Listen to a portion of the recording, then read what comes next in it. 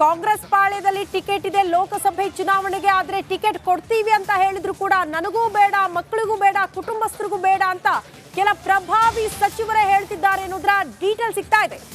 ಯಾಕೆ ಹೀಗೆ ಅನ್ನುವಂತ ಪ್ರಶ್ನೆಗೆ ಮೋದಿ ಭಯ ಅನ್ನುವಂತ ಉತ್ತರ ಸಿಗ್ತಾ ಇದೆ. ಕಾಂಗ್ರೆಸ್ನಲ್ಲಿ ಟಿಕೆಟ್ ಇದೆ, ನನಗೂ ಬೇಡ, ಮಕ್ಕಳಿಗೂ ಬೇಡ, ಕುಟುಂಬದವರಿಗೂ ಬೇಡ ಅಂತ ಪ್ರಭಾವಿ ಸಚಿವರೇ ಹೇಳ್ತಾ ಇರೋದು. ರಾಜ್ಯ ಕಾಂಗ್ರೆಸ್ಗೆ ಶುರುವಾಗಿದೆ ಮೋದಿ ಭಯ. ಲೋಕ ವ್ಯೂಹಕ್ಕೆ ಬರೋದಕ್ಕೆ ಸ್ವತಃ ಸಚಿವರು ಹಿಂದೇಟ್ ಹಾಕ್ತಾ ಇರೋದು ಯಾಕೆ? ರಿಪಬ್ಲಿಕನದಲ್ಲಿ ಬಿಗ್ ಪೊಲಿಟಿಕಲ್ ಎಕ್ಸ್ಕ್ಲೂಸಿವ್ ಮಾಹಿತಿ. 9 ಹಾಲಿ ಸಚಿವರಿಂದ ಲೋಕ ಸ್ಪರ್ಧೆಗೆ ತೀವ್ರ ಹಿಂದೇಟು ಹಾಕಲಾಗ್ತಾ ಇದೆ. 8 ರಿಂದ 9 ಸಚಿವರು ನಮಗೆ ಟಿಕೆಟ್ ಬೇಡವೇ ಬೇಡವಾ, ಸ್ಪರ್ಧೆ ಮಾಡೋದೇ ಇಲ್ಲ ಅನ್ನುವಂಥ ವಿಚಾರ ಪ್ರಸ್ತಾಪ ಮಾಡಿದ್ದಾರೆ ಅಂತ ಹೇಳಲಾಗ್ತಾ ಇದೆ. ಯಾಕೆ ಅನ್ನುವಂಥ ಪ್ರಶ್ನೆಗೆ ಪ್ರಧಾನಿ ನರೇಂದ್ರ ಮೋದಿ ಅವರ ವರ್ಚಸ್ಸು, ಅವರ ಅಲೆಯ ಮುಂದೆ ಗೆಲ್ಲಲು ಸಾಧ್ಯವಿಲ್ಲ ಅನ್ನುವಂಥ ಲೆಕ್ಕಾಚಾರ.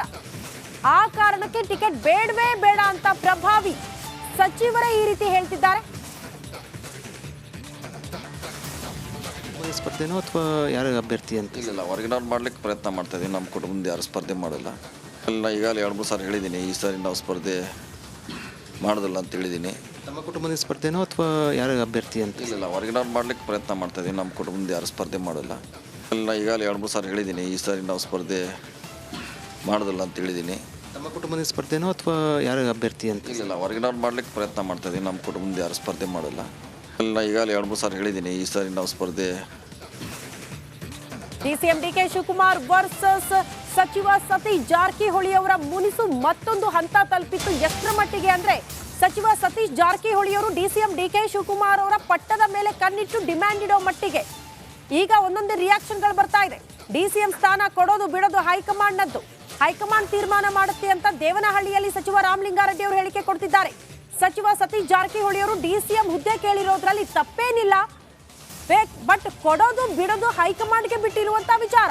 ಹೈಕಮಾಂಡ್ ಎಲ್ಲದರ ಬಗ್ಗೆ ನಿರ್ಧಾರ ಮಾಡುತ್ತೆ ಅನ್ನುವಂತಹ ವಿಚಾರವನ್ನ ಸಚಿವ ರಾಮಲಿಂಗಾರೆಡ್ಡಿ ಅವರು ಹೇಳಿಕೆ ಕೊಟ್ಟಿದ್ದಾರೆ. ಅದರ ತೀರ್ಮಾನ ಯಾರು ಮಾಡಬೇಕು? ಕೇಳೋದ್ರಲ್ಲಿ ತಪ್ಪೇನೂ ಇಲ್ಲ. ಅದರ ತೀರ್ಮಾನ ಯಾರು ಮಾಡಬೇಕು? ಹೈಕಮಾಂಡ್. ನನಗೂ ಗೊತ್ತಿಲ್ಲಪ್ಪ. ಆದರೆ ಕೇಳೋದು ತಪ್ಪೇನಲ್ಲ. ತೀರ್ಮಾನ ಕೊಡೋದು ಬಿಡೋದು ಹೈಕಮಾಂಡ್. ಇಲ್ಲಪ್ಪ, ನಾನಿಲ್ಲ. ಕೇಳೋದ್ರಲ್ಲಿ ತಪ್ಪೇನೂ ಇಲ್ಲ. ಅದರ ತೀರ್ಮಾನ ಯಾರು ಮಾಡಬೇಕು? ಹೈಕಮಾಂಡ್. ನನಗೂ ಗೊತ್ತಿಲ್ಲಪ್ಪ. ಆದರೆ ಕೇಳೋದು ತಪ್ಪೇನಲ್ಲ.